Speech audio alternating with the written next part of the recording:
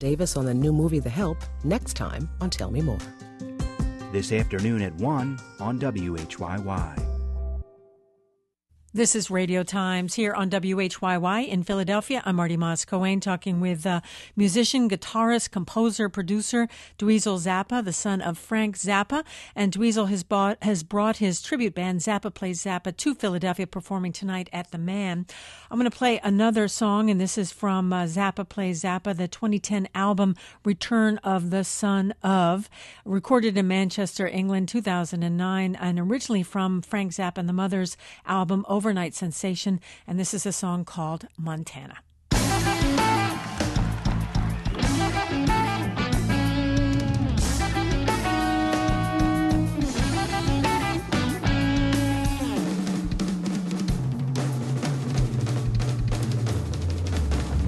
I might be moving to Montana soon, just to raise me up a crop of dental floss.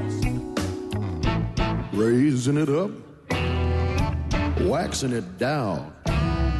In a little white box I can sell uptown. By myself I wouldn't have no balls, 'cause I'd be raising my lonely dental floss. Raising my lonely dental floss.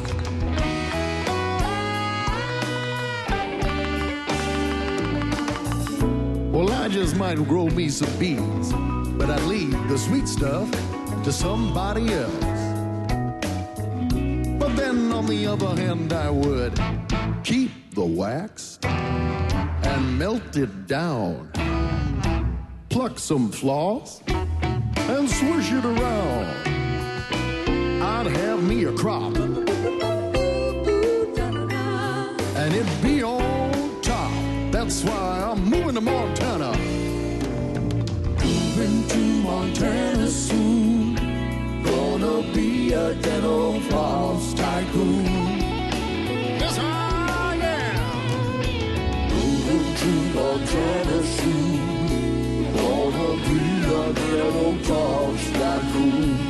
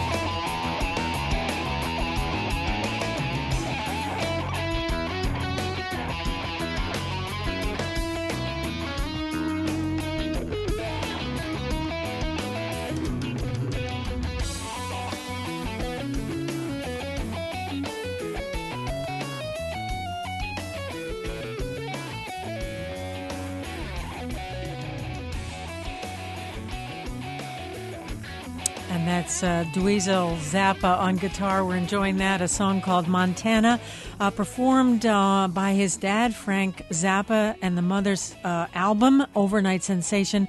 And that's Zappa Plays Zappa from their album called Return of the Son of.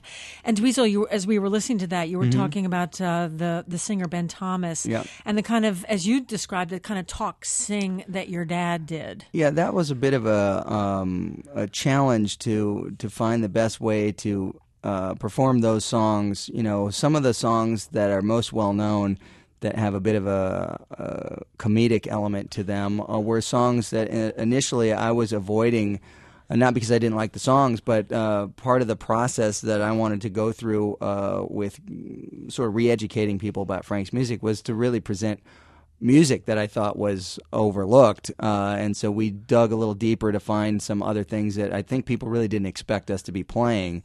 But since we've been doing this since 2006, you know, we're getting around to a lot more other songs that have a little sense of humor. And Ben Thomas is really good at presenting the songs in a way that's similar to the way Frank would deliver these things. And that's a difficult thing to do because there's, you know, this this sense of sarcasm, and there's this just wry delivery that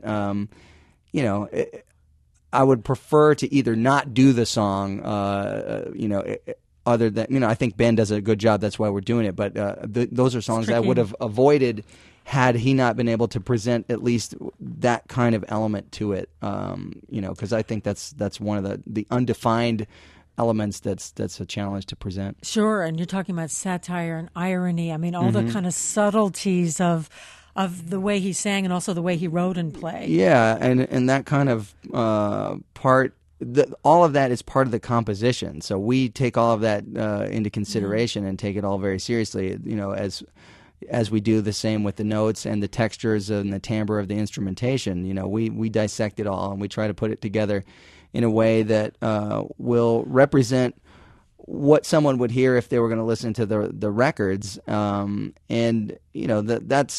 That's the whole reason for doing this, is to present the music in a way that is commensurate with what the other things that you would experience in listening to the actual recordings. And initially, I had no plan to release any of my recordings of any of this, because I thought, what's the point? Sure.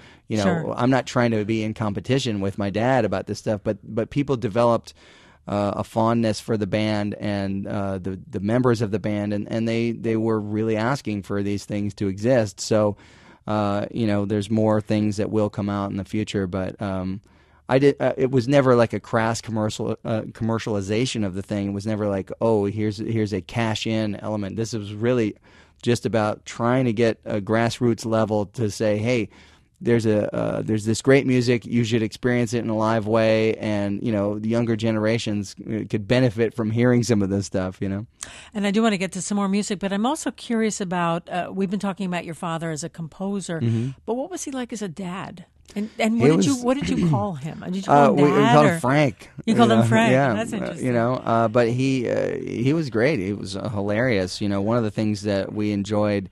He was always constantly working in the studio when he wasn't touring, and so on breaks between working on stuff, it was always what we always liked to do was find our own individual ways to connect and do things and try to make him laugh and do stuff. And one of the games that I like to play with him was we would always try to come up with words that should be in the dictionary but aren't, and so one day I was... He loved words. Yeah, and one day I was trying to come up with a particularly catchy way to represent the type of individual that would wear only a rock T-shirt, and I couldn't quite come up with something right, but in 2 seconds, or less than that, Frank said, "Insignoramus." There you go. So... Yeah, that's pretty good. Yeah. Is it hard to rebel against nonconformist parents? Well, I mean, I always joke saying the only way that I could rebel in my family was to become a lawyer or an accountant, so, or Any the worst. Of that? No, the worst thing ever would be like a record company A&R person. So, but yeah, so that was never a problem.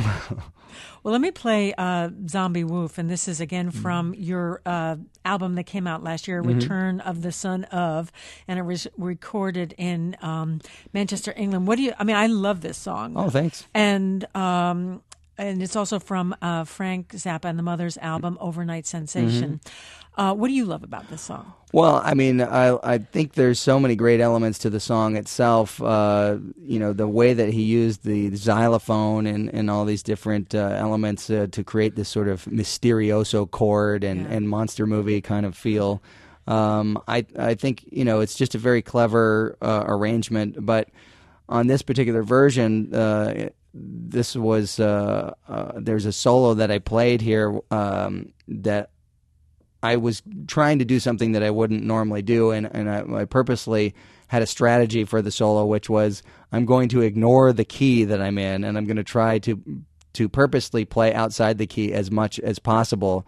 And it was just one of those experiments that ended up, I think, being interesting. And it took my own playing in a different direction that I've further developed since then. Well, let's play the very beginning of Zombie Wolf, your version of that, and then we'll get to a solo session that we pulled out. But let's start with the beginning of Zombie Wolf. Sure.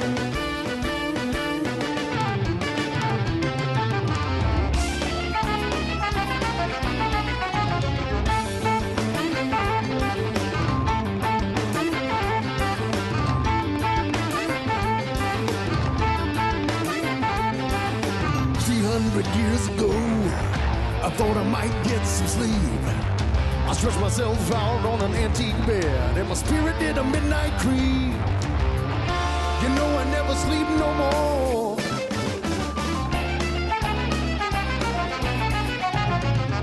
It seemed to me that it just ain't wise. Did you ever wake up in the morning With a zombie wolf behind your eyes, just about as evil as you could be.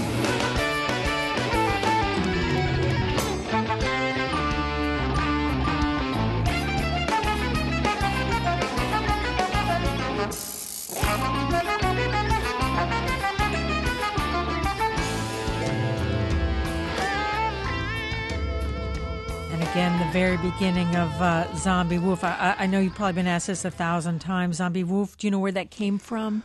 I'm not really sure. I mean, Frank loved monster movies, and so it's just kind of like I'm assuming the sound that the zombie would make that was supposed to scare you but wasn't really scary. Yeah, exactly. Well, we pulled out a little section of you actually playing and probably improvising a little bit.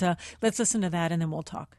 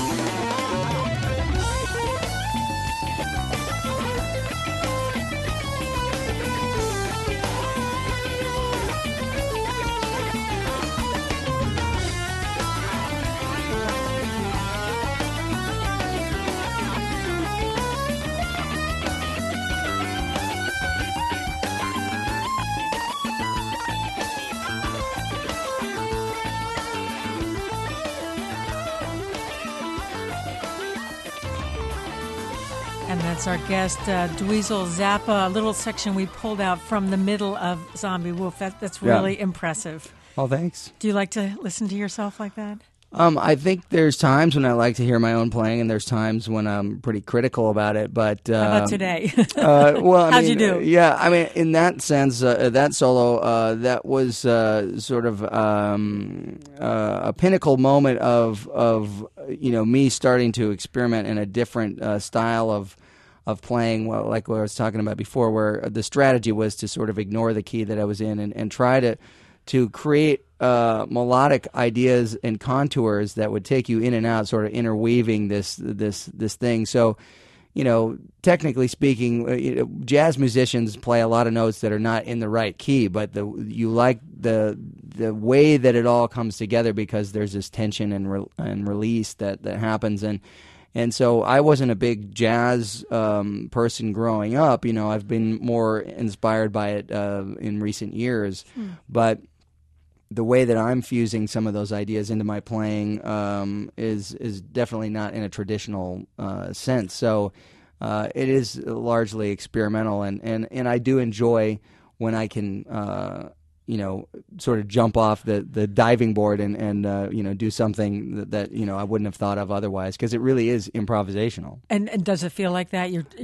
You're jumping off and perhaps you haven't looked down to see how much water in the pool or something like that? I mean, it's a tightrope, and that's kind of the fun of playing this music, is that it's like training for the Olympics. You work really hard to get the fundamental aspects of things down so that you can perform under pressure and do these challenging things that require so much skill and discipline.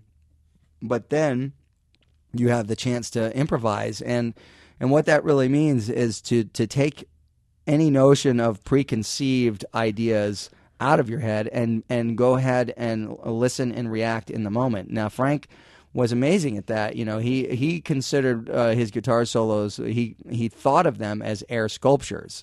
So that's a different head